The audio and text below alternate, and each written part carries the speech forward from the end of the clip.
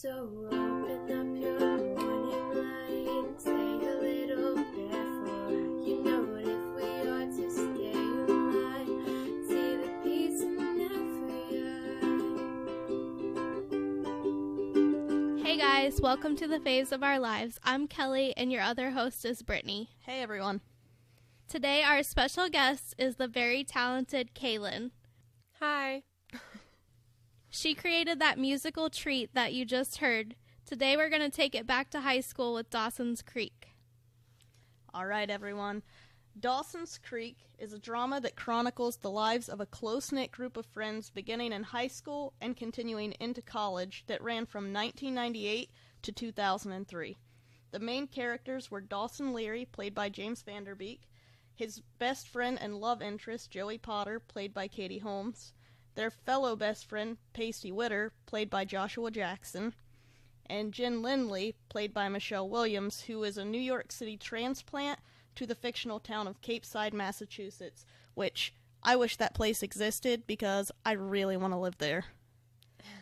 And the first episode we're going to be talking about, we did a poll, and it was of about 4 episodes in Season 1, and this one won. It's called Detention. It's Season 1, Episode 7.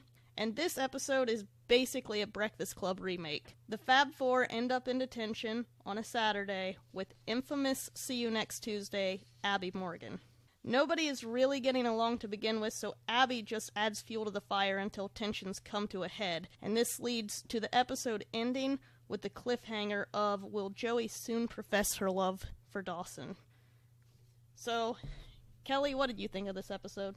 I'm pretty sure I voted for it, but I don't really like it. I didn't realize that until I watched it. Why didn't you like it? I don't know, it just seems cheesy that it's like a knockoff of the Breakfast Club, and it just, high school. Like, Joey, just like her feelings at the end, I feel like I could kind of relate to that, and I'm so glad that I'm not in high school anymore. Yeah, that's kind of true. I get that. For one thing, no offense to anybody listening, but high school boys are kind of the worst. All Yes. boys are the worst. Oh my god. Well, I mean, it kind of makes sense to do a Breakfast Club reference, though, with Dawson's obsession with film, though. Yeah, that's true. So, I think that's what they were going for, but yeah, it was pretty heavy-handed. I mean, there were a lot of references to it. It wasn't just like, oh, cute, they're doing a Breakfast Club thing. Like, it was a lot. Kaylin, have you even seen The Breakfast Club? No. Oh my gosh. I didn't figure. You're too young. I know the general plot, but no, I've never actually seen it. Well, if you've seen this episode, you don't really need to watch it. So, Kaylin, what did you think of the episode? I really like this episode, but maybe that's because I haven't seen Breakfast Club, so it didn't feel like it was just redoing that. Yeah, that makes sense. You were like, oh, this is brand new information. Yeah. Alright, well, we'll get into the episode a little more. So, like I said, it's very Breakfast Club. They all get detention for different reasons. Dawson throws a basketball at Pacey's face for calling him an Oompa Loompa, which was his childhood nickname because apparently that's what he looked like. Joey is in detention for punching a jock in the face because he was just overall obnoxious, and we'll get to that later. Did he get in trouble at all? I don't know. I mean, he wasn't in detention. He was Well, being a he jerk to deserved her. it. Yeah, I would have punched him too. Jen is probably the one, though, that I do not understand why she's in detention. I understand she said the word bitch, but the teacher was Who hasn't? really... Right. And the teacher was really not fair to her. I mean, it's a class where you're supposed to be having a discussion, and she gives her opinion, and he immediately tells her she's wrong and that her opinion is immoral. Yeah, and she didn't use the word as an insult either. Right. Like, she wasn't insulting the teacher or another student. She was just using it to explain something about euthanasia. Yeah, she says something along the lines of, if you're suffering from cancer, life isn't a blessing, it's a bitch. Or something like that, which I Yeah. agree with. I mean, I agree too. At least she was contributing to the conversation. right. But I guess Cape Side is like this small little suburb, and we are talking, I mean, it's the late 90s, but it's still the 90s. So, I don't know. Yeah. I can't remember back that far. Pacey will not yet tell anybody why he is in detention, and you'll find out why later. He never should have told anybody, but that's just my opinion. Yeah. I wouldn't have told anyone. Again, Abby Morgan is also in detention. She comes in and she tells everybody that the reason that she is in detention is because she was having an ecstasy-fueled orgy in the boys' locker room. And I'm not convinced that the others really believed her, but they didn't push the issue very much. And all I kept thinking was, why would this girl say that this is the reason why she's in detention? Where are the other orgy members? Yeah, why aren't they in detention too? Yeah. Like, I feel like it's a really bad lie. Yeah, I mean, you were having sex with a bunch of boys on the locker room floor, but they only put you in detention? So, doesn't add up, Abby. I don't know why anybody would believe that. Yeah, me either. Like, they would have heard about it through the grapevine if it was true. Yeah, I mean, when Pacey was sleeping with his teacher, which, ew, gross, shows need to stop doing that. I mean, it was out everywhere. He walked into the school and literally every person was staring at him. They are kind of sitting around and flipping through books, and they're bored, chatting up about the Breakfast Club. I mean, they even point it out that it's similar to the Breakfast Club. Pacey says a line that people really either love or hate about Emilio Estevez and how he was in those Duck movies. And that just cracks me up because Joshua Jackson was in the Mighty Duck movies. Yeah, so after that, they're all bored, and Abby decides that the best idea is to do Truth or Dare, which kids do. That I could see that happening. Immediately, she starts stirring the pot, and she tells Pacey that he has to kiss Jen for, like, I don't know, 7 seconds or something like that. I think it's Is it 10? 10. Okay. But yeah. Yeah, Mhm. so obviously this makes Dawson jealous. Because when he throws the basketball at Pacey's face, it's because Pacey's kind of jabbing at him, like I said, calling him Oompa Loompa and stuff like that. And earlier in the episode, Dawson and Joey are having this conversation about what women prefer. And Dawson says that women love romance. And of course Dawson thinks this because he's a hopeless romantic and, you know, he's got to have some kind of chance. But Joey's picking at him because she's mad that he's dating Jen and he's obsessed with Jen. And so she makes the comment, well, maybe you're wrong. Maybe women don't like romance. Maybe they like brute strength and muscle. And if we're talking about that, I don't think you could beat Pacey in an arm wrestling contest. And so Dawson is already mad at Pacey for something that Joey said. So Pacey kissing his girlfriend, in this moment, you can just see the fire in Dawson's eyes. He's pissed off.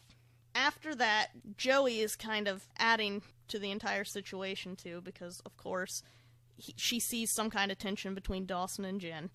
And Pacey, to get back at Joey, tells Joey that she has to kiss Dawson for 12 seconds. And so they do. And I don't know why Dawson was so upset with Jen, because the kiss between Joey and Dawson was a lot steamier than the kiss between Pacey and Jen. Yeah. Also, I think the entire Truth or Dare thing is really dumb. Because, yeah, I don't know if everyone knows this, but you have no contractual obligation to follow through with your dare. Yeah, but peer pressure. You can literally just say no and walk away. I guess. I mean, you can, but... Kelly's like, I'm never turning down a dare. I also think that Joey's anger towards Jen is a little unfounded.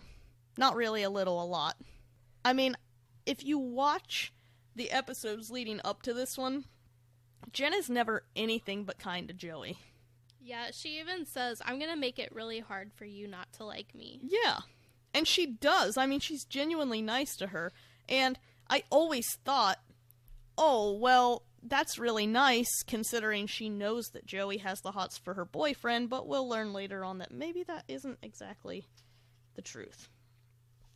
I also really like how when Joey gets mad after the kiss, Abby says something to her like, well, spoken like a true lesbian, and Joey twirls around and says, yeah, well, I wish I was a lesbian.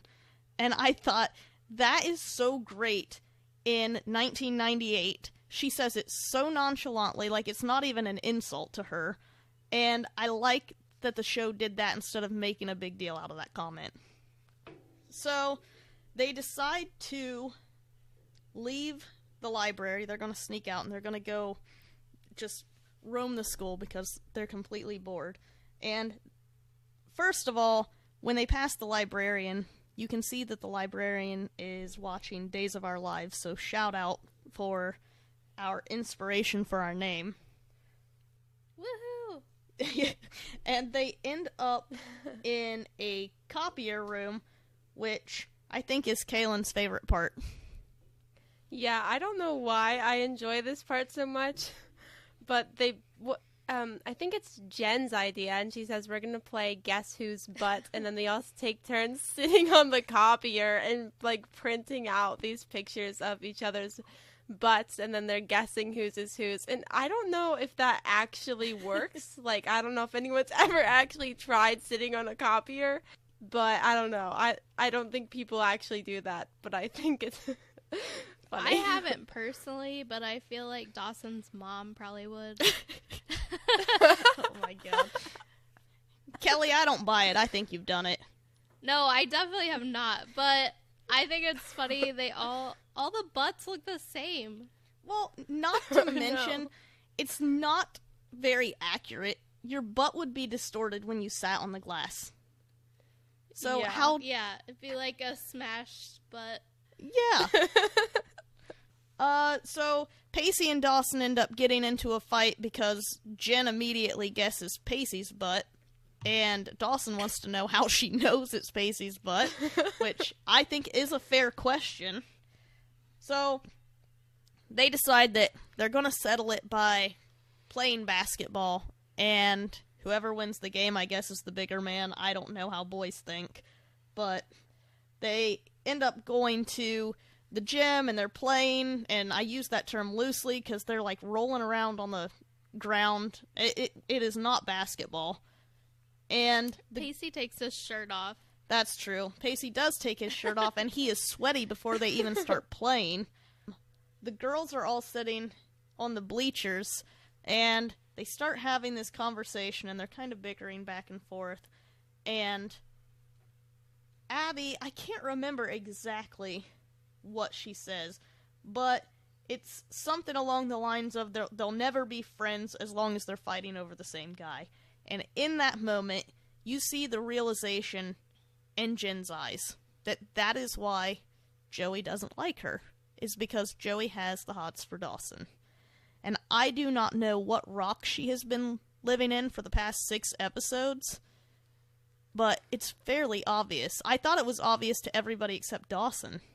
Yeah, it was really weird. I feel like she should have figured that out a long time ago, and I thought that she had figured it out when they were back in the library playing Truth or Dare, and Jen kind of snapped at Joey and said, you know, if you would stop dwelling on me and Dawson's relationship, maybe you would have a boyfriend of your own. And so I don't know, maybe she did think that she liked someone else, but I thought that in that moment when you have a reason that you think this person's obsessed with your relationship, I don't know. I mean, I would think so. I do know, like,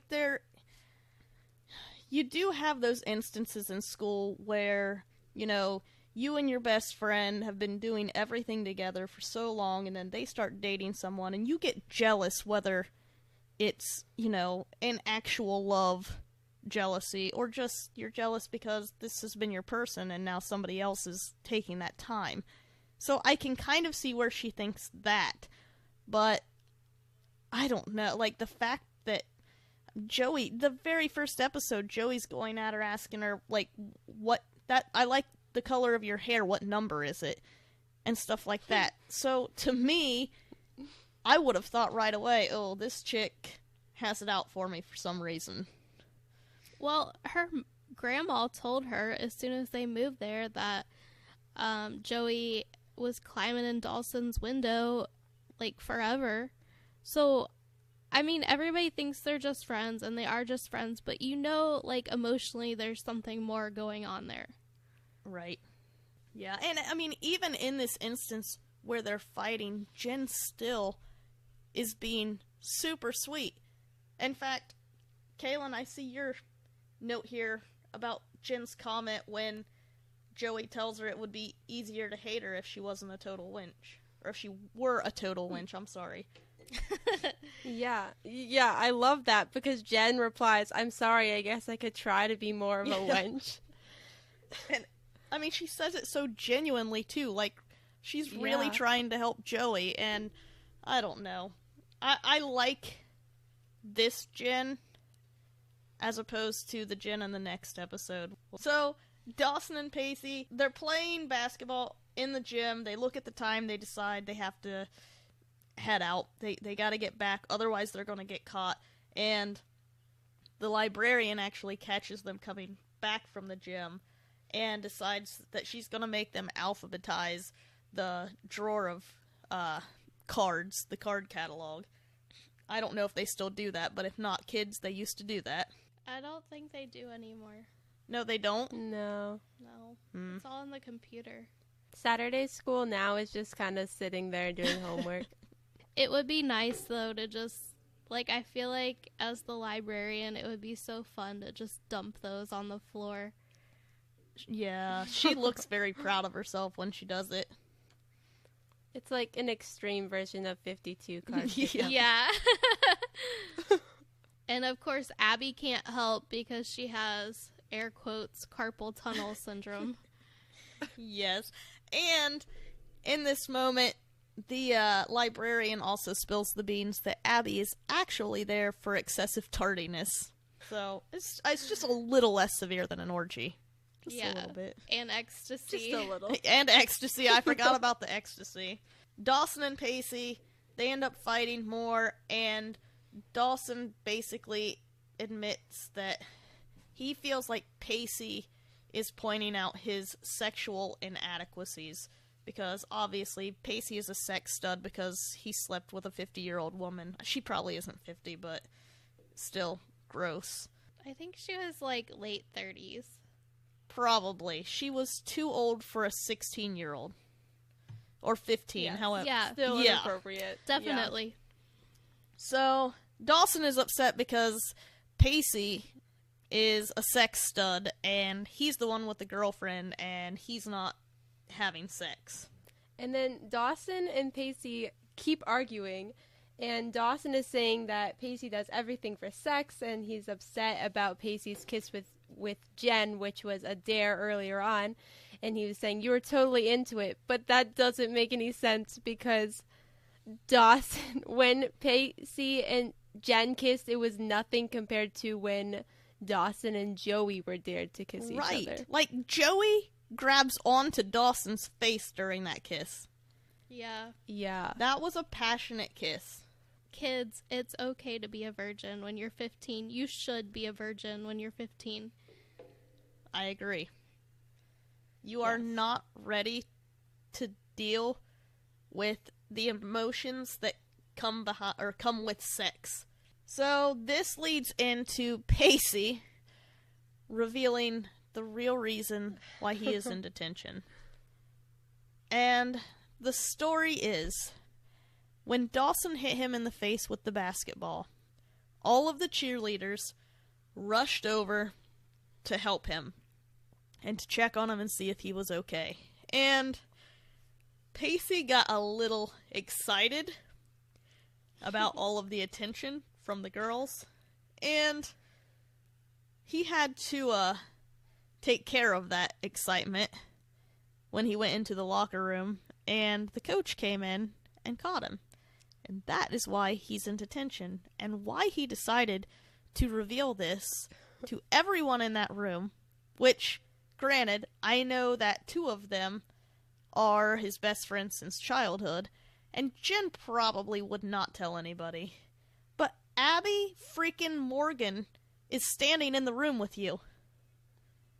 And you think that's not going to get out? Yeah, I'm sure Abby went and told everyone. Yeah, she even crosses her fingers when she swears. Oh, yeah. I don't know why he thought that was a good idea. I don't know why he thought pleasuring himself was a good idea in the first place, but then to tell people about it, he makes poor choices. I love you, Pacey. Yeah. But Can you poor imagine choices. being that coach that walked in? Yikes. I think that I would have just turned around and walked out and not wrote him up for detention. Yeah. Yeah, I think the embarrassment is enough Yeah. of being walked in on. Yeah. Witter, once you finish, we're gonna have a real talk. Dawson apologizes to him because obviously something super embarrassing happened to his best friend, and as much as they're fighting, he still cares about him. And so he says, I'm sorry I took my frustrations out on you. It really isn't about you. It's more so that my girlfriend doesn't want me. And so that leads to Jen basically baring her soul and saying, I do want you, Dawson. I do lust after you, Dawson. And blah, blah, blah, blah, blah, feeding into his ego. And all I keep thinking is, why is Dawson putting her in a position to have this conversation in front of all of these people that she doesn't really know? I mean, she just met these people. They are still talking about sex, and Joey snaps. And she's like, this is enough, you guys. Why does everything have to be about sex? Can we not talk about anything other than sex? And I agree with that. I don't know. Like Kelly said, these kids are 15 years old. Sex should not be that big a part of your life right now.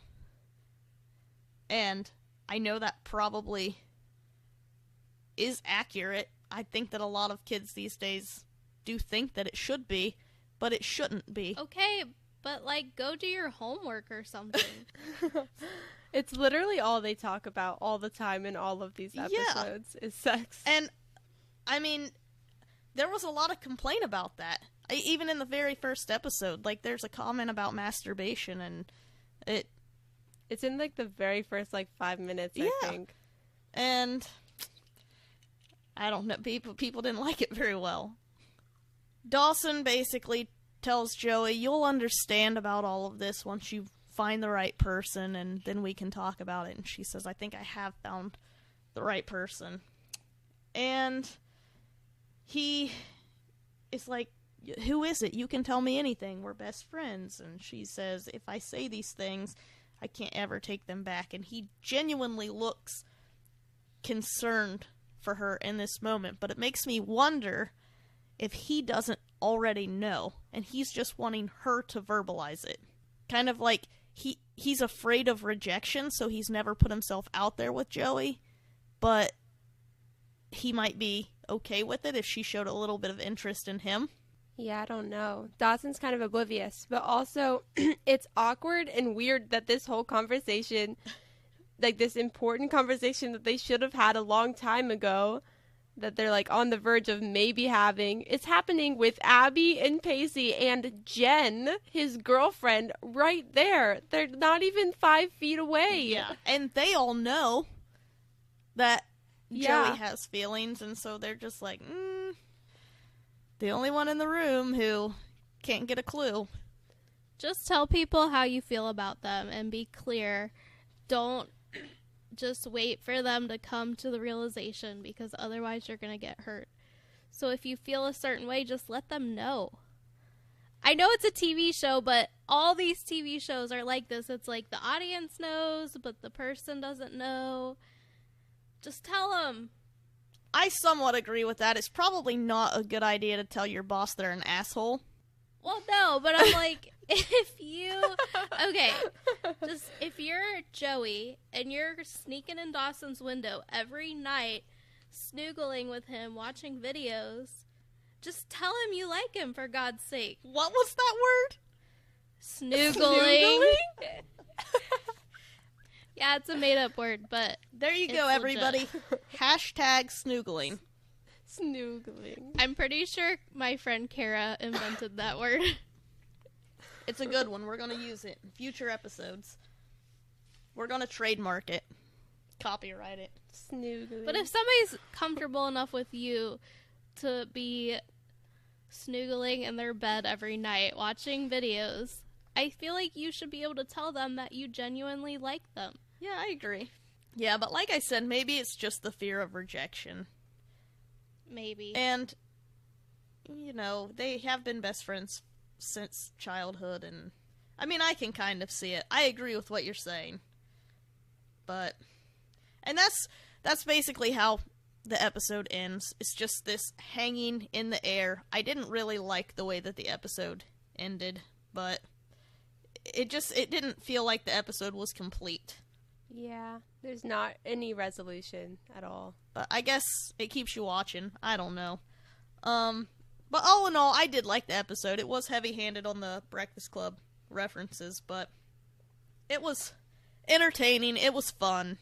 There was the right amount of conflict and humor, so I get why it was voted the most popular.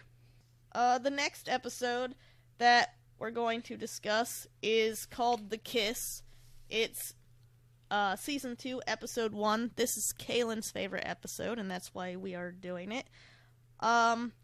This episode starts out with Dawson and Joey just having shared their first kiss. So Season 1 ends with the will they, won't they being answered by Dawson kissing Joey, and this episode starts right off of that episode. And they are so awkward together. It's, okay, we kissed, should we be in a relationship now? And that's kind of how the entire episode goes with them. They're trying, but they're not quite sure how to put it together. Pacey, meanwhile, is trying to rebrand himself by frosting his tips and going after the hot senior cheerleader. Gail and Mitch, who are Dawson's parents, are trying to sort through their marital issues, which is Gail cheating on Mitch, and Jen is grieving the death of her grandfather. So, Kaylin, this is your favorite episode. Tell us why it is your favorite episode.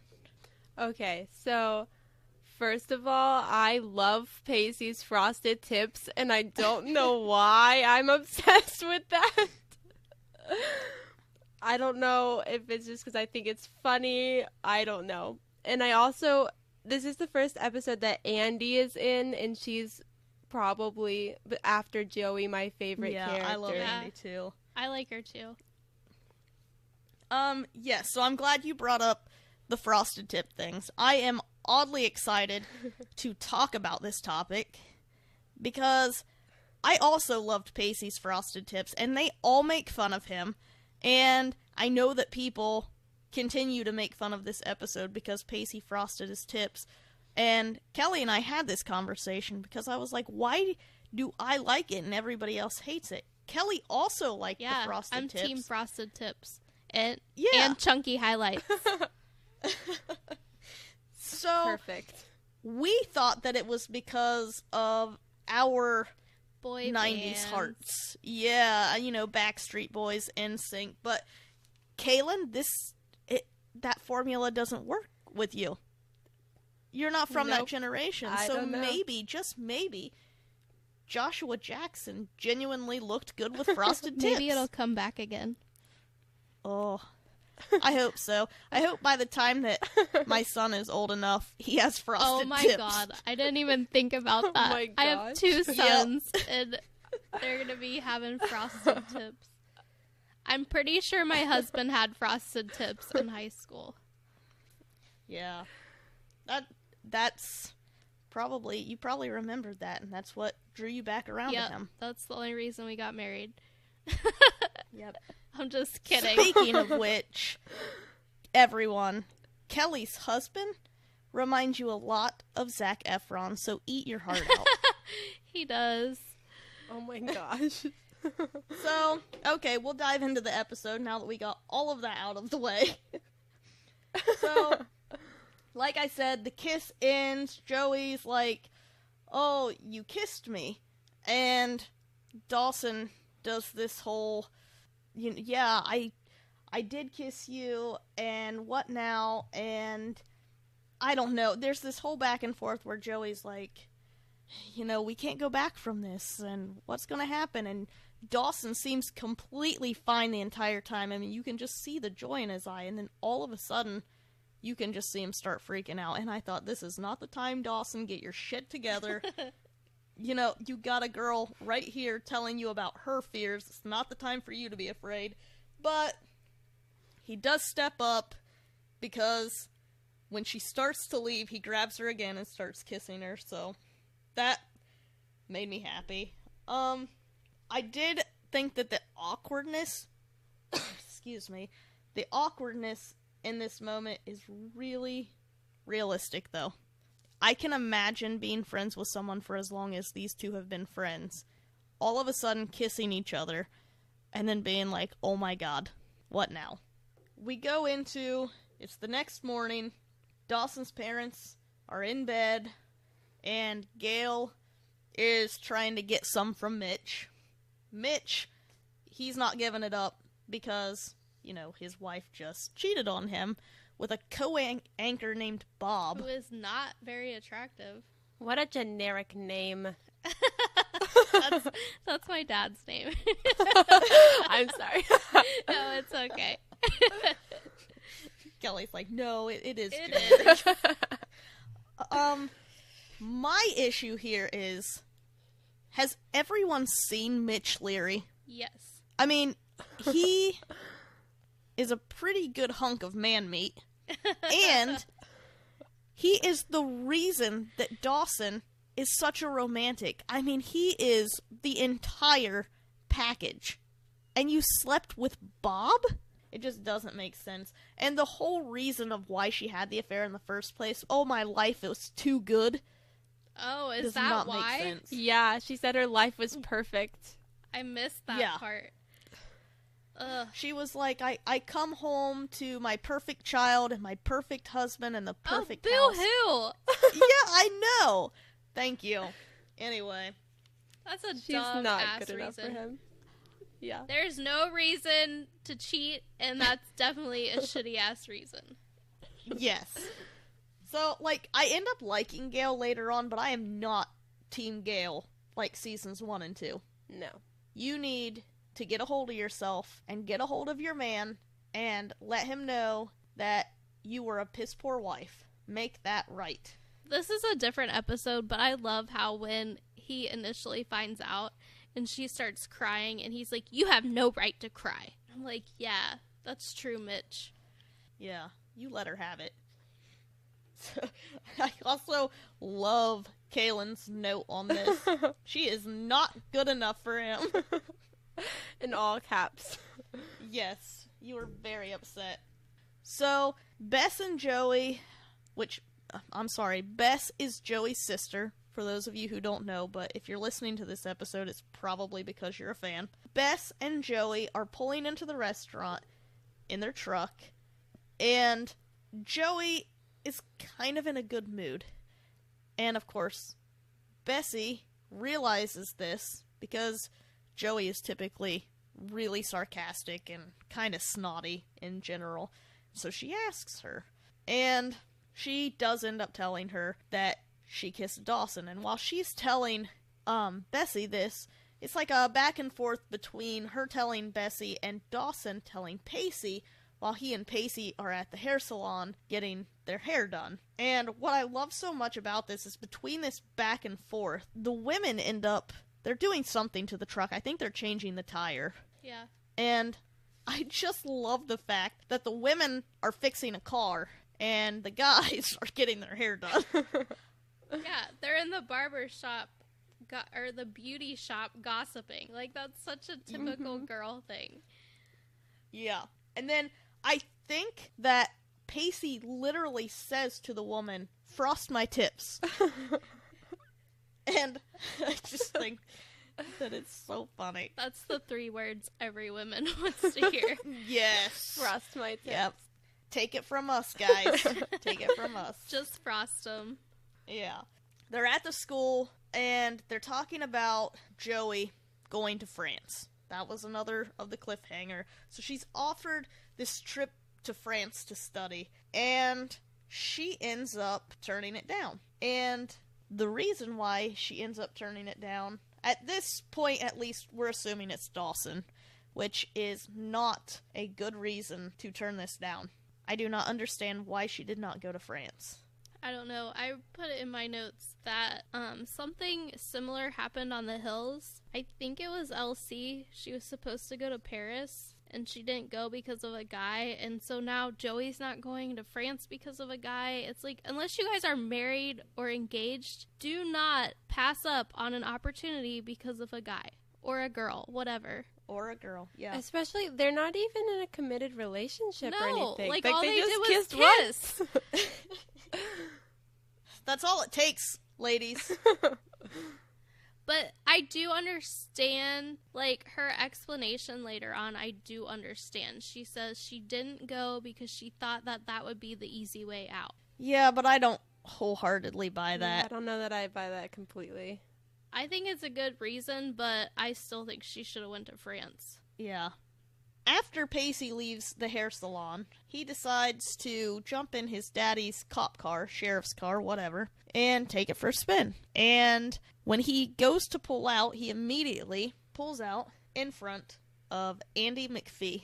And Andy is a neurotic mess in this scene. She flips out. She just hit a cop car. I would be the same way. And Pacey, instead of telling her the truth, decides he's going to pretend like he's Officer Witter and make her feel like she did something wrong so that he doesn't get in trouble. Yeah, that's what I was thinking. Like, I was like, I'm pretty sure it wasn't her fault. No, it wasn't.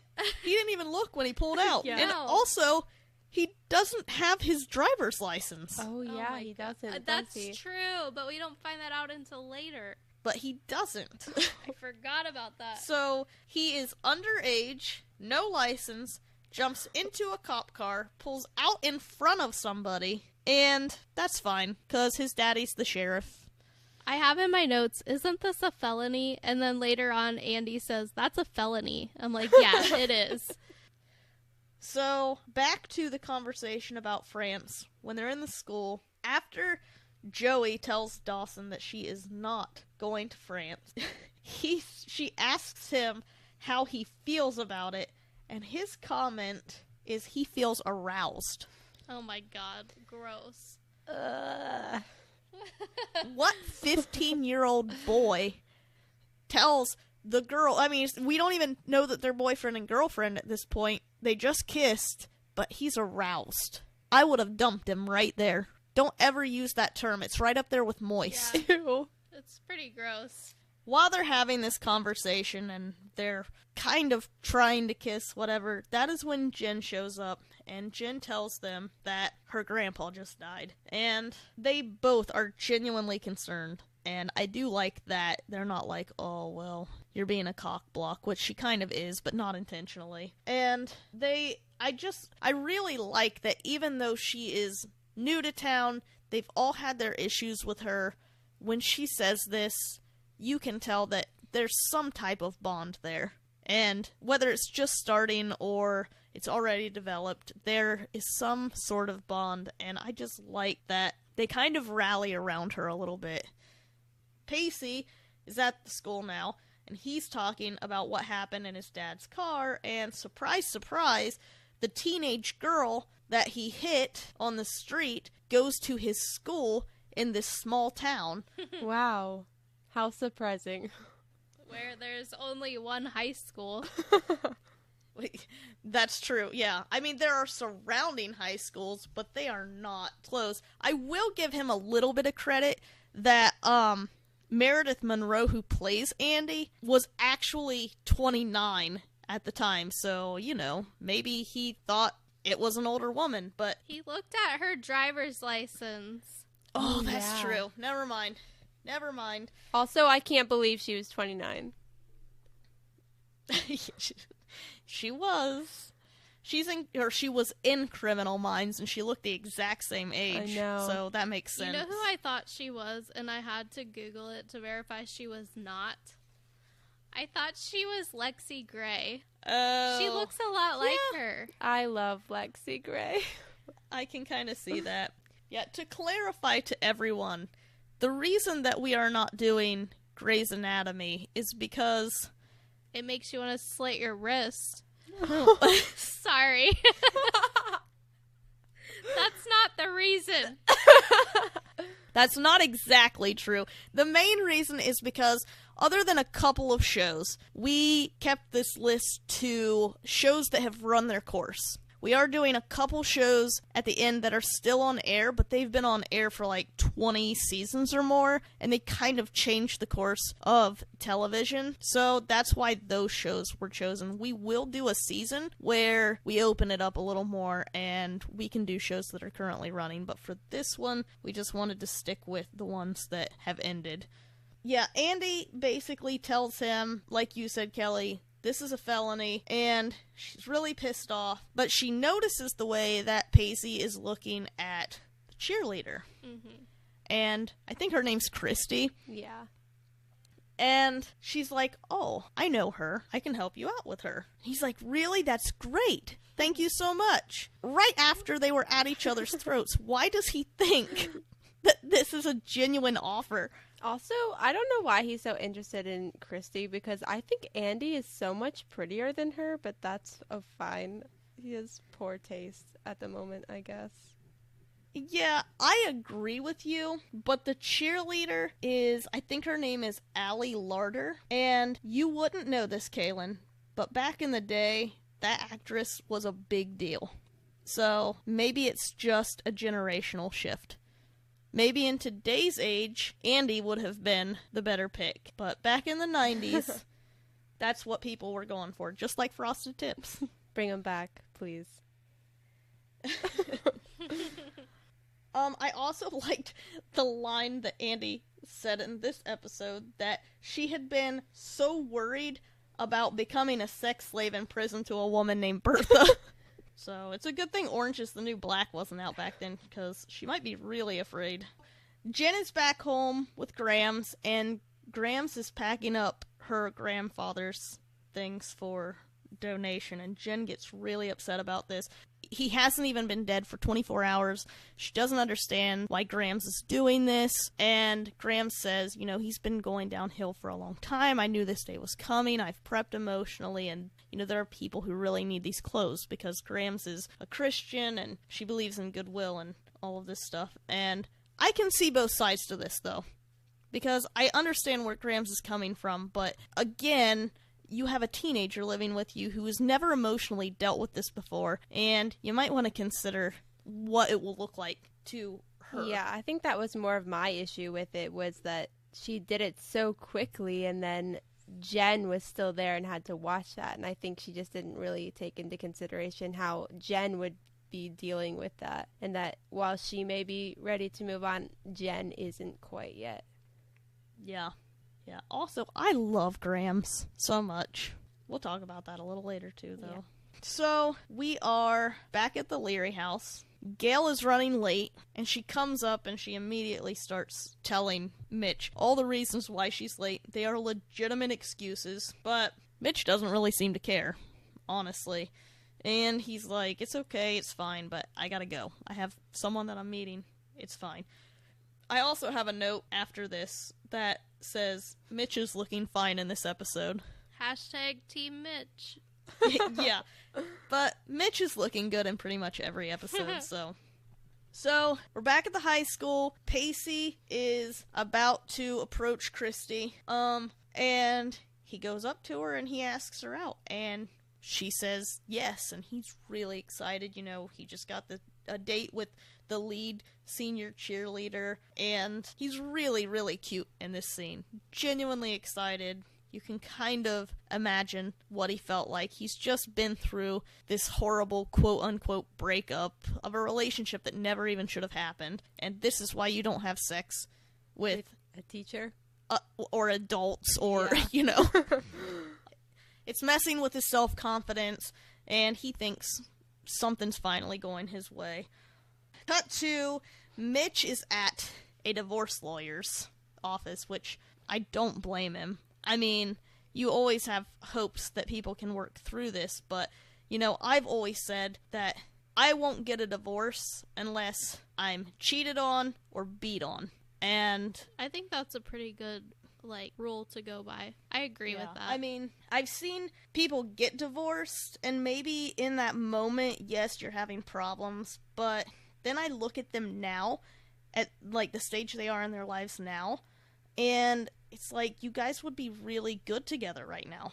Maybe if you just would have fought through that year, maybe it would be perfect right now. I don't know. I mean, I do think that you have the right to get a divorce if you are unhappy, but sometimes it's just a phase, and you just gotta fight through it. Everybody changes, and you gotta relearn who your spouse is, and grow with them. Yeah, and divorce affects a lot more people than just the couple. Right. So Dawson goes over, and he takes a casserole that his mom baked for Jen and her grandma, and he tells her that he's going to the Rialto. It's the last night, and he asks if she's going, and she says no, she's staying home and cursing the world, which I've been there. That is basically what you want to do when you're grieving someone. And she asks if he's going with Joey. Dawson says he is going with Joey, and Jen kind of takes the moment to let him know that she made a mistake and she wants to be with him, and Dawson has obviously moved on from this because he's already kissing somebody else. And I do feel bad for her. It sucks to make that decision and say, I'm going to break up with someone, I need time to grow or whatever, and then they move on. But sometimes that's just the way it happens, and it's not appropriate to be throwing yourself at somebody. She should just go out and, well, I know she's sad because her grandpa died, but she should be doing the same thing and going out with other guys. Yeah. But I do appreciate that Dawson doesn't just drop her, though. I mean, he is a friend to her. Yeah. And, I mean, I have in my notes, he's a whiny little thing, but he's sweet. That sums up my feelings for Dawson. It's like one of his redeeming qualities, because he drives me nuts, but he is at least a good friend most of the time. I feel like we could do a whole episode on whiny men characters. We probably could.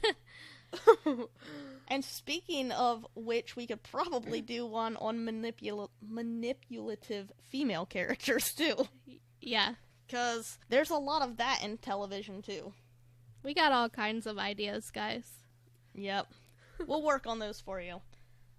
Joey's sitting at the dock. She's waiting on Dawson to come pick her up for their first date. And Bessie's talking to her about the kiss. And Joey's telling her, well, it was kind of weird. We haven't kissed again since then. And Bessie goes into, I think, what is a really cute speech about, everybody longs for that first kiss, but she really likes the second kiss because it's rational. It's not filled with passion. They actually are thinking about it. And I kind of get that.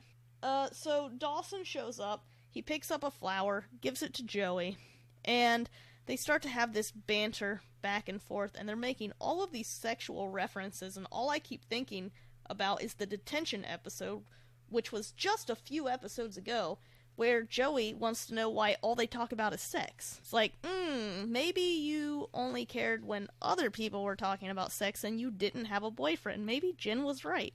But despite all of the sex talk, Dawson just wants to hold her hand, which That's cute. I thought that was nice, yeah.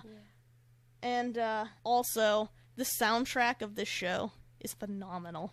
I was watching an episode earlier, and all the songs made me want to cry. Yeah.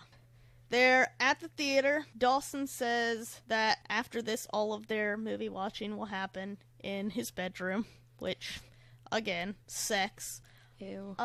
Pacey is outside waiting on his date, and all I keep thinking is this shirt looks like a shirt from 2.5 Men. Yeah, it does.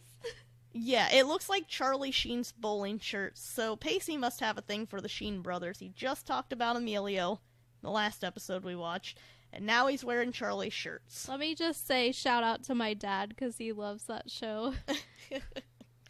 they're in the theater. Jen decides to show up to, I guess, break Dawson and Joey's date up. I don't really know if that's the reason, but that's what ends up happening. She ends up kind of, I don't know really how to put it. It's like this back and forth. Then she ends up doing the, oh, I shouldn't have come, which is very put on, and it ends up making Dawson have to follow her because he feels bad for her. You know, she's struggling with her grandpa dying, and now she's struggling with the fact that he's dating Joey and their exes, and so he leaves, and he's trying to calm her down, and she goes into this whole dramatic spiel of, oh, well, were you thinking about Joey the whole time you were with me? And she knows better than this. He didn't even know Joey liked him at that point. He was obsessed with Jen. So for me, I know she's going through this, and I feel for her, but this is manipulating him, and I don't agree with it. Christy shows up for their quote-unquote date and says that she can't stay because her boyfriend is waiting in the car, and she came to tell him that she thinks he's brave for, you know, living through this life-threatening condition and not telling anybody, and he has no idea what she's talking about. But she says something about him having a heart stripe. And she says something along the lines of, I know how you feel, I have asthma. And I know that this was meant as a throwaway line, but people genuinely die from asthma. So, I don't know, maybe it's a real thing. Maybe hers is severe. Yeah, I mean, it's more of a real thing than heart stripe. Yeah, True. So, back at the movie theater, Jen apparently came back from running out dramatically, and she is talking to Grams about the fact that her grandpa died, and she's telling her how her life is terrible because her parents didn't want her in New York and sent her to Cape Side, and she has no friends now except for Grams. And this is where I said, Grams, I just think she's the sweetest thing because she makes the comment, you know, Jen, you're all I have now, and Jen says it sucks to be you. And you can just see the look on Graham's face. She feels so bad for her granddaughter, and I know that they fight all the time, but you can tell how much that woman loves her. Yeah.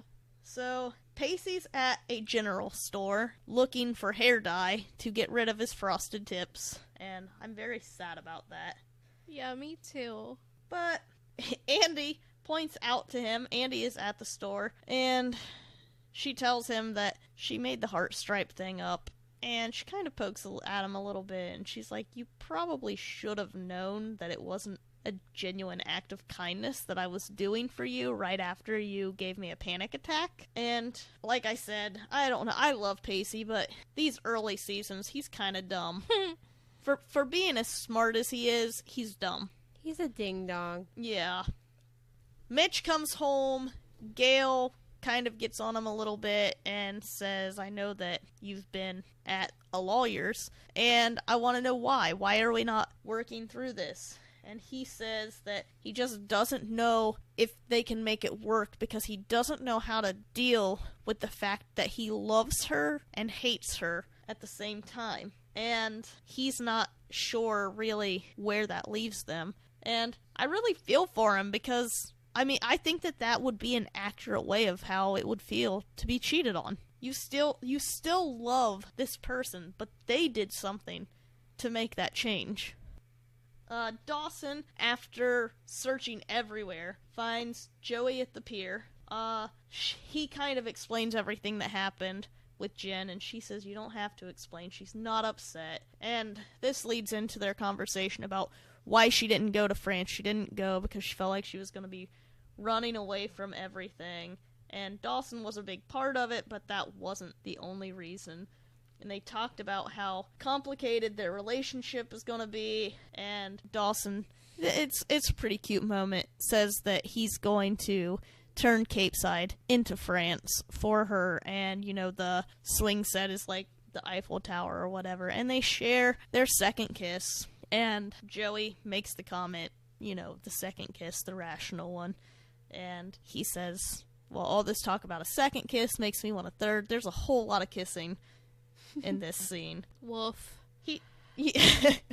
And he tells her that he found out that the Rialto is going to be replaced with a newer, better theater, and Joey asks why they would change something if it's already working, and Dawson says new and different can be better, and it's a little heavy-handed on the metaphor there. The next episode we're talking about is called The Longest Goodbye. It's from Season 5, Episode 4. And let me tell you all, we have a bone to pick with you for choosing this episode. Yeah, this was literally the worst. Why would you do this to us? Yeah, why? Why this one? It's not fair to us. Honestly, I would have rather watched a horror movie. And that's saying a lot. You all don't know Kelly, but that's a big deal. Yeah. So, this episode is basically centered around the fact that Mitch, Dawson's dad, has died in a car accident. And this happened shortly after Dawson informs him that he's debating dropping out of film school to try to make a relationship work with Joey. Everyone's grieving in their own way, and we get to see flashbacks of Mitch one-on-one with some of the characters. It's really sweet. We end up getting our closure with an ending shot of an obviously happy Mitch basking in his blessings. But the rest of the episode is heart-wrenching, so thank you very much. So, the episode starts with a close sign saying that there's been a death in the family, and it goes to Dawson's doing dishes, and he is taking care of his little sister. He's making funeral arrangements for his father. Gail's nowhere to be seen, which she is obviously grieving, but to me, I know that technically he's an adult here, he's in college, he's 18 years old, but I don't feel like he should be the one doing this. No, definitely not. I'm in college and no. I don't think that that's fair to him. And I'm not blaming Gail because you do things when you're grieving that you don't mean to do, and I don't think that she purposely meant to put it on her son, but she did, and it's rough. It's rough to watch.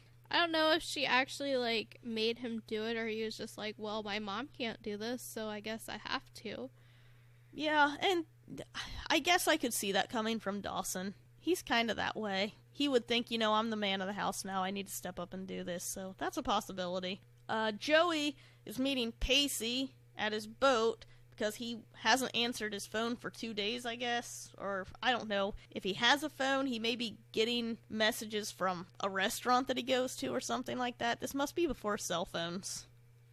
Or, Probably. popular at least. So, she tells him that Mitch has died. He asks how Dawson is doing, and Joey responds in typical Joey fashion, not good as dad's dead. And he basically says, I don't know if I should go or not, because at this point, a lot has happened between Dawson and Joey. Pacey has been with Joey, and, of course, Joey is Dawson's soulmate, so it's this whole big thing, and this is season 5. I obviously did not have time to binge the entire series, so I'm sure other things have happened around this time too, and they're not on the best of terms. And he says, I don't know if he would want me there. And she said, Pacey, if something like this happened to you, and you saw Dawson there, what would your reaction be? And he says, okay, I'm going. So I do like that he put aside, his discomfort to be there for Dawson. They're at the B&B, and Jen is talking to Jack, which we have not talked about Jack yet. Jack is Andy's brother, and boy, oh boy, do I love Jack. Jen is talking to Jack about not knowing what to say to Dawson, and I have a note in here that I cannot tell you a single thing that anybody has said to me when I've been grieving. I don't think... I understand I've kind of been nervous about that too, but really I don't think that people need to be as nervous as they are to have a conversation with someone who's grieving, because that person does not remember it. Yeah, and it's more important than what you say that you're just there for them and that you tell them that you're happy to listen to anything they have to say. It's kind of like the bear and the deer. What? Sorry, nobody knows that reference. That's an inside joke that I don't even know if it's worth getting into. We can post the video on Twitter. Yeah, we can do that. It's just a lesson in empathy. Right. Let's cut to they're at the Leary house. Gail is locked in her bedroom, crying. Dawson comes in and picks up the tissues and covers her up. Really sweet. He goes into his bedroom and sits down, and this is the first flashback that we see. So Dawson flashes back to his 12th birthday when his dad gave him his first video camera. And it's just this really sweet back and forth. And, I mean, you can just see the joy in Dawson's eyes with this memory. And this was the first time that I cried watching this episode. And I, like you, Kelly, I was at work. I freaking watched this on my lunch break with no warning. Yeah, I got a text message. Why was this picked one of the favorites? But it is a good episode. This is what we endure for you guys. Yes.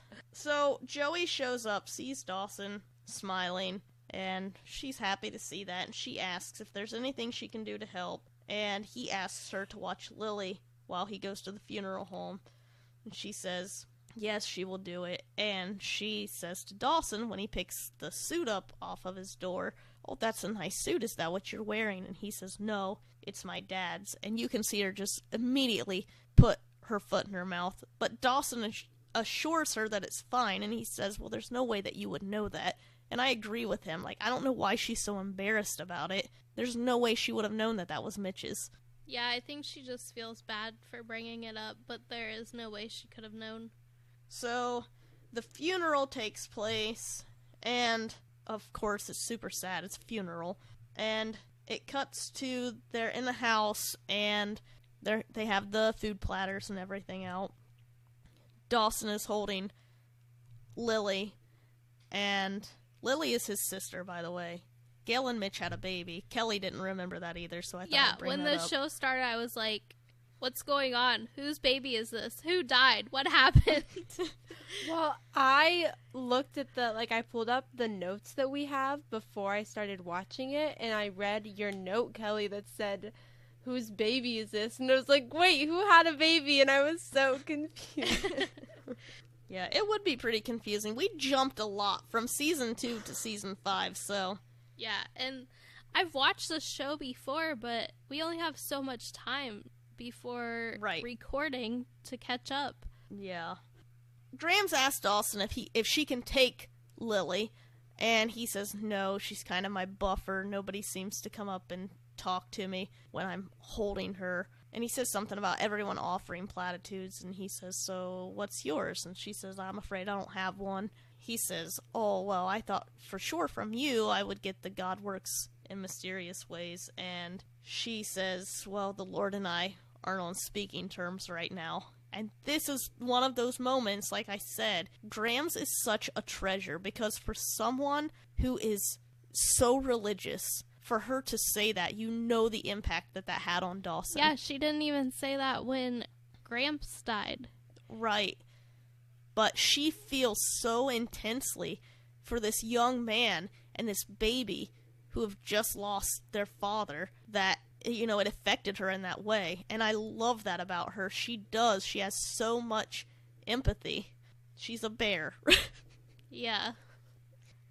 Joey arrives at Dawson's house, and this is where we go into the second flashback of Mitch putting the ladder up so that she doesn't climb the trellis anymore. He's afraid that she's going to fall and she's going to get hurt. And he says, "I think that my son would kill me if anything happened to you." And she says, "Yeah, right." And he says, "Joey, you know, one day he's not going to be as oblivious as he is right now, and he's going to come around and he's going to realize that, you know, there's something there." And I just don't know why you would put a ladder up for a young girl to climb in your boy's window if you know that there's eventually going to be feelings. Unless you really want to be a granddad. Yeah, maybe he did. I don't know. I think maybe it's just because, like I said, Mitch is a romantic. Yeah. And that probably had more to do with it. So. And they do have, I'm not sure what episode it is, but they do have that conversation with them about using condoms. Mm-hmm. Yeah. It's really awkward. I think it's in season 2. Well, I think so too. I think they walk in when they're making out. It might have been the Yeah, episode yeah. after the kiss. Yeah. Okay. I think it's like early on in their relationship. Yeah. So, Pacey shows up and he's talking to Dawson on their porch, and they kind of go back and forth. They talk about the time that Mitch caught them smoking, and Pacey basically compares him to his dad and says that his dad would have killed him, and Pacey has a shitty dad. Pacey hugs Dawson, which I did like this moment. Dawson isn't really as much into the hug as Pacey is, but you can tell that there's love there between them. Yeah, I feel like I like their relationship because they are constantly fighting, but you can tell that even when they hate each other, they do love each other somewhere. Yeah. Honestly, this show kind of makes me jealous that, like, I mean, I have friends from high school that I'm still in contact with, and every so often we will get together, but it's like, this show makes it seem like it's common. You go back home, you get together with your friends, and it's like you didn't miss anything, and I wish I had that a little more. But I have you, Kelly. Yeah. Hey! What am I? Your family. Yeah, you don't count. Hey. So Dawson goes back inside the house, and this woman that knows Gail from college, or I can't remember, but I think it's a college friend, kind of comes up to Dawson, and she's asking him questions like, how are you channeling your grief and all of this. She really kind of oversteps the bound, considering I don't think Dawson really even knows who she is. His mom may have talked about her, and that's the extent that he knows. And while she's talking, the phone rings, and the answering machine picks up, and it's Mitch on the recording. Dawson tries to stop it, and he can't stop it, and he gets really emotional, and he just rips it out of the wall. And when he did that, it kind of ripped my heart out. I felt for him so much. That woman, like, what? I know she was trying to be helpful, but, like, what was her deal? This isn't a therapy session. Like, there's a time and place. Yeah, and his dad just died, like literally yesterday. Just died. Yeah. And you're worried about him channeling his grief? Just let him be for a little bit. So, I agree. Completely inappropriate. Yeah.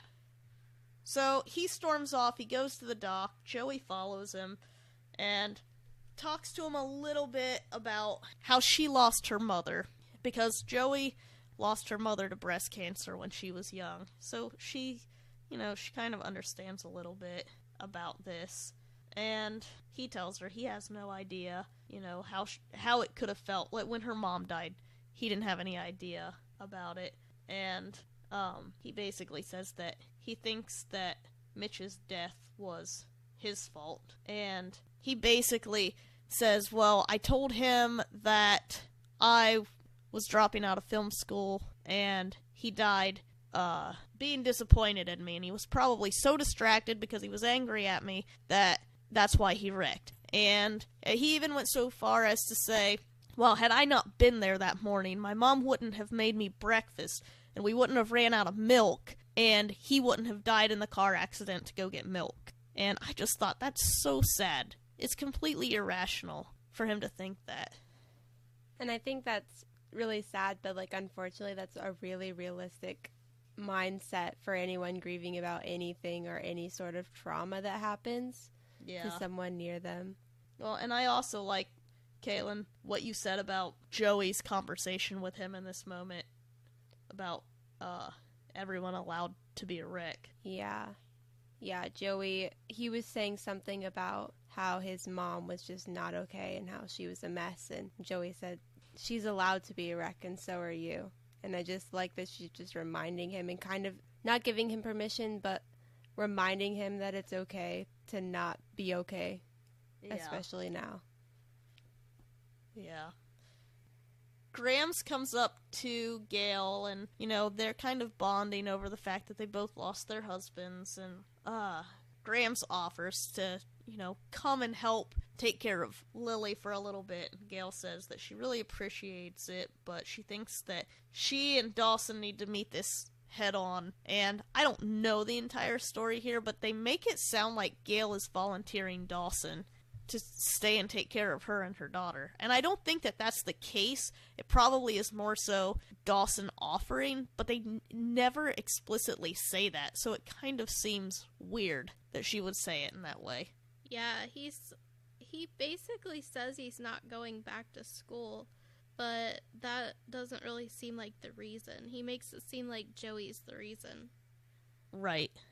So, Joey and Pacey are kind of talking about how Dawson thinks that it's his fault, and how his dad died disappointed in him because he was dropping out of film school. Pacey says, why was he dropping out of film school? I mean, this is this guy's passion. And she just kind of makes a face, and he says, oh.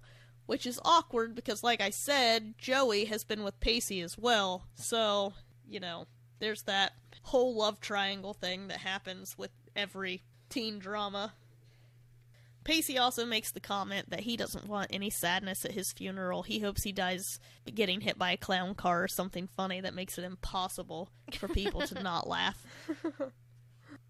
Gail ends up having one of, I think, the more memorable flashbacks of Mitch putting together Dawson's crib. And it's really cute. He's genuinely excited. He's putting the crib together. And he says that he hopes he doesn't have an athlete son. He hopes he has a freak who doesn't peak in high school. So he did get his wish. Dawson ends up coming in. Lily is laying in the crib. And Gail is just upset because she says something along the lines of she'll never know her father. And Dawson says that's not true. As long as I'm around, he'll know his father. And that really, really got to me. Because that's one of my biggest fears. Is something happening to me and my son not knowing me or knowing how much I love him. Yeah, no one will let that happen. So Pacey pulls into Dawson's driveway, and this is where he has his flashback of Mitch teaching him to drive a car. And basically, this is just showing that Mitch was more of a dad to him than his own dad. And was Pacey's dad just an a-hole, or was he just busy? I think he was just a jerk. He did not like Pacey. Oh. Yeah. That sucks. I mean, he basically called Pacey a screw-up. He was proud of his older brother, and I don't know. It was just, he did not have a good relationship with his dad. That sucks.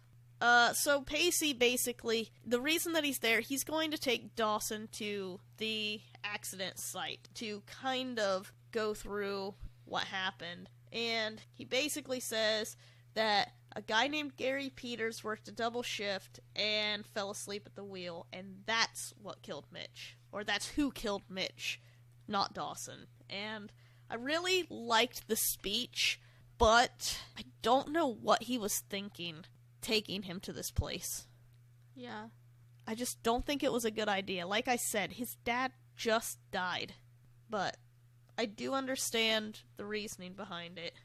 Joey is back in her dorm room. She's in Boston at this point. She's with her roommate, Audrey, which if you watch the series, I'm pretty sure everyone loved Audrey. And she's basically telling her how Dawson didn't want anything to do with her, and she's really, really upset about it. Back at the Learys, Gail and Dawson are eating dinner, and it's kind of awkward. Nobody's really talking, and Gail gets up and goes to the fridge to get milk, and there's like a little bit left, and she asks Dawson to go get milk, and she loses it. Because, as I said, this is what Mitch was doing when he was in the car accident. He was picking up milk. And, again, heart-wrenching. Yeah, this is the worst part of the episode. Yeah, like, she's going to think about it every time she's out of milk now. Yeah. I would just quit drinking milk. Yeah. Dairy-free. Or just have, like, way more than you need so you don't ever run out. Yeah, buy a cow. Yeah. Dawson, basically, without saying anything, just gets up, gets in the car to go get the milk. There's a music montage of all of the friends going out, and it's really cute. They're at Pacey's, well, it's not his restaurant, he's the chef there, and they're all kind of having a little get-together, a memorial, and there's an empty seat because Dawson isn't there. And Dawson goes into the, I guess it's like a general store, because the cashier knows Mitch and knows Dawson. It's a small town. And he tells him that he's sorry for his loss, and that he actually spoke to Mitch that night, and he said that he was so proud of him. He had a romantic streak. He was a pain in the ass, but he was proud to know him. And I guess that was the closure that Dawson needed, because when he gets in the car, he just breaks down. And I really think that in that moment, his biggest issue was that his dad died disappointed in him. And for him to say those things right before his death meant that he wasn't actually disappointed in him. So I was glad that happened. Like, my kids are still young, but I think as a parent, you might be disappointed in something your kids do, but you're not overall disappointed in them. Right. I also want to point out that the song during the montage is James Taylor's Fire and Rain, which was the perfect song for this moment. So it ends with Mitch is trying to get a family photo outside. He gets it. Dawson says, I gotta run. I gotta meet everyone at the movies. And he's... I almost missed this, but when he's walking away, he yells to them, later, creators. And I thought that was really cute. That is cute. Gail has to go inside to feed Lily, and you see Mitch just stop and look around. And he's looking around his property, and he's looking at his home, and you can just tell in that moment he is at peace, and he's happy. And he turns around, and he leaves the camera and the tripod, everything out on the lawn, and he walks in the house, and that's the end of the episode. And it was good closure, I think, for everyone. It's hard when you invest in a character, and then, I mean, it was all of a sudden that they took him away. And I thought it was good for everyone to kind of see that last moment. I liked the way that they did this episode where he was actually in it. It wasn't like, oh, he died, he's gone. Yeah, I thought the flashbacks were important. Also, I got to see Mitch just one last time. So we'll move on to the random facts part of the episode, but before I do, I just want to giggle a little bit at Kaylin's all caps note at the end of this. This whole episode is just so sad. It is. I don't know why people picked that episode. I don't know either, but I mean, it was a good episode. It probably stuck out to people as one they remembered because it was so sad.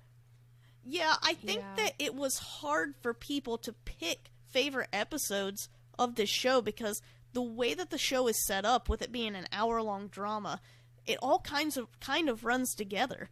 Yeah, it's hard to remember actual specific episodes. Right, you can remember moments, but episodes, that's difficult. I mean, even the season 1 finale runs into the season 2 premiere. Yeah. It's all just one fluid thing, so yeah, I can see where it was difficult for people. I'm so glad we have, like, Netflix and Hulu now, and we don't have to wait, like, an entire week or an entire off-season for the next episode. Yes, oh my gosh. Yeah, because, I mean, we see how you are. You would have been like, whose baby's this? Yeah.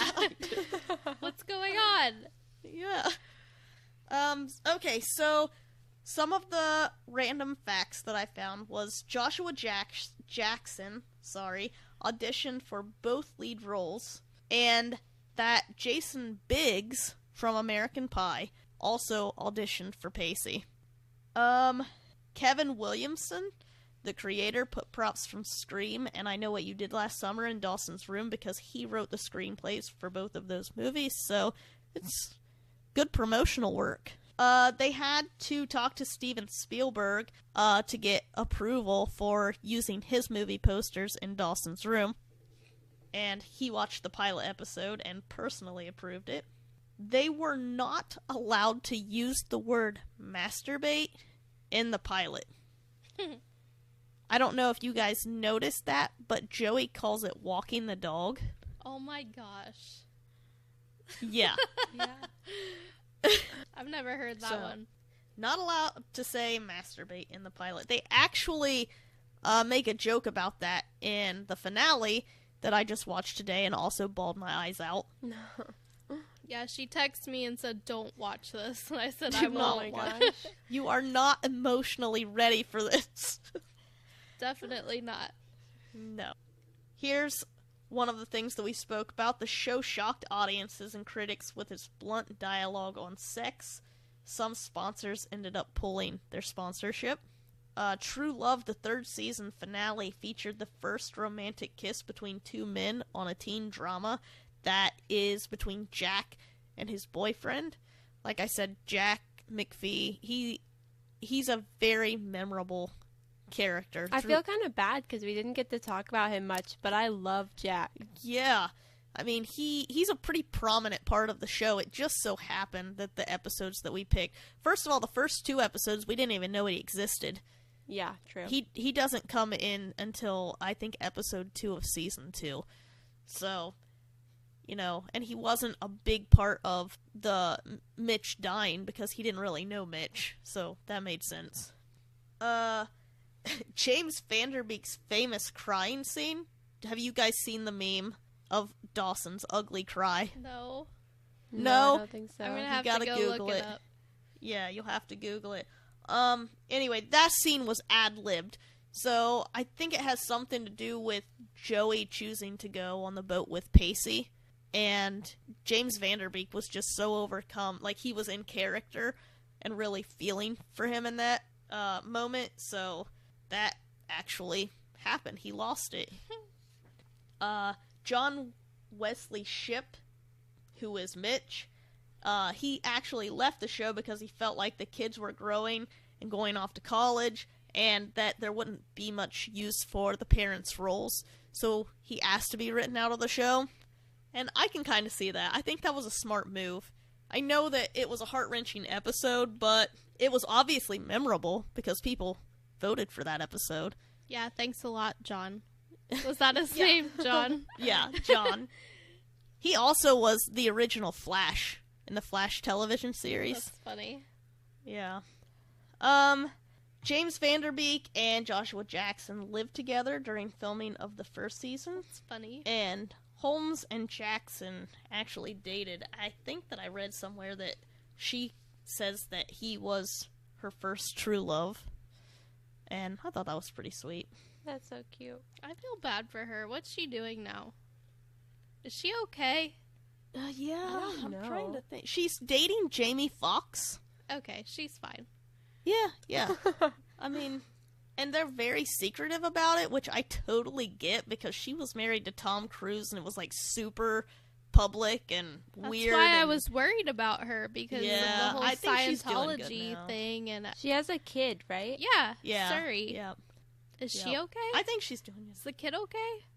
I don't know. Katie, I'm if gonna you have can to do hear some this. googling after this.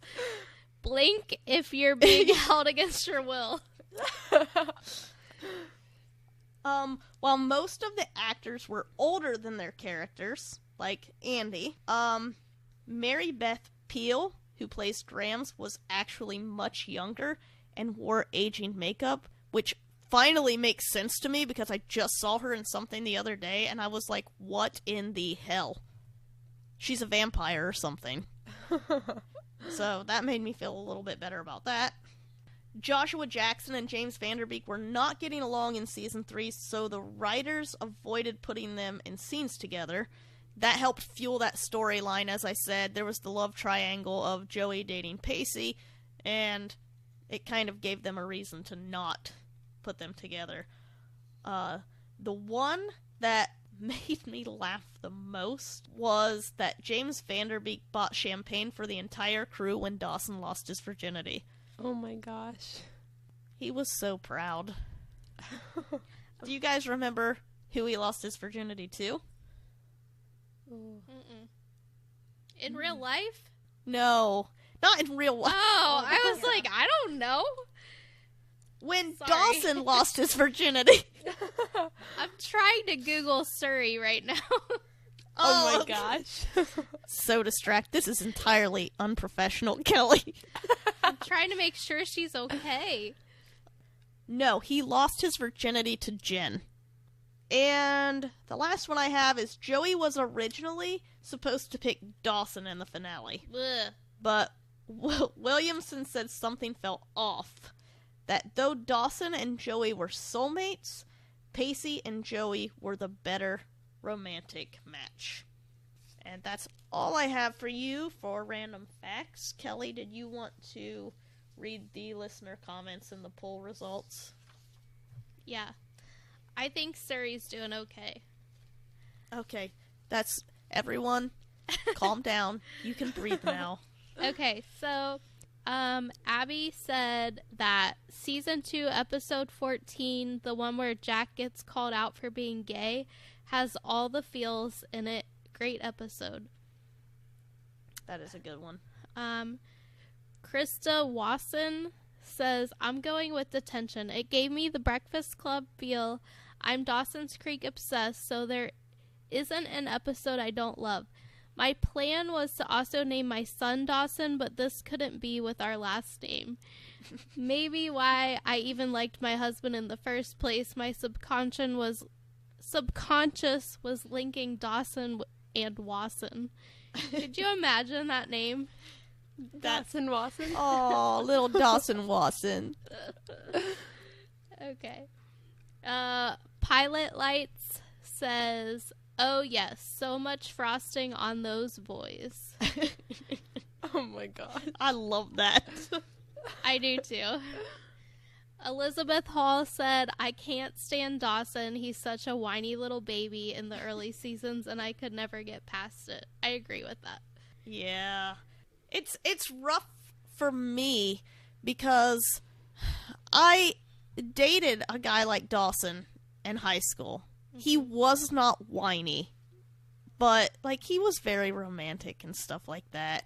And so like I remember the first time I watched this show, I was watching it with him and he reminded me a lot of Dawson. And so it was kind of hard for me watching it the first time around that she ended up with Pacey, and I was like, what the heck? But now that I found my Pacey, I totally get it. Oh my gosh.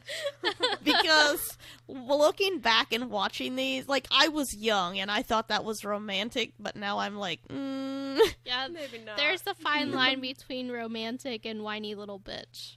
yeah. Okay, so we had a poll about who Joey should have ended up with, and the results were very close, with 56% saying Pacey and 44% said Dawson. That is too close. I Yeah, know. I was shocked by that. Like, the majority of people who I just talked to, they love that she ended up with Pacey. It ended well because Dawson was writing a show called The Creek, which was based on his life, so basically it was Dawson's Creek. And Dawson and Joey ended up together in the show, but she ended up with Pacey in Dawson's Creek. And I thought that was a smart way of doing it, because really everyone got what they wanted. Yeah. Or is that just me? I don't know. It's just funny that they ended up together because they hated each other in the beginning. Yeah, they did. But that's how it goes. Yeah. Opposites attract. Paula Abdul said it best. Kaylin, do you know who that is? No. Are you serious? You should at least know her from American Idol. Oh, wait. Yes. I needed the context of American Idol. Yeah. All right, so we're going to end on that note. I will say that I watched the finale today, and there was a line in it that is the perfect transition into our next episode. Jack is having an argument with his closeted boyfriend, and he says to him, I don't know what you're so afraid of. We live in a post-Will and Grace world. So, our next episode, we will be talking with one of my favorite people. I say this every episode. I just love everyone, I guess. But my friend Mark will be on, and he will be talking with us about Will and Grace, one of his favorite shows. And we look forward to what everyone has to say. We're already getting comments on it, which is fantastic. You can comment your favorite moments, episodes, characters, really whatever you want. Anything you have to say about the show that you would like us to say, you can let us know at Twitter and on Facebook at the Faves of Our L1. That's at the Faves of Our L and the number 1. Thank you guys so much for listening, and we'll be back with the next episode soon. Bye, everyone. Bye.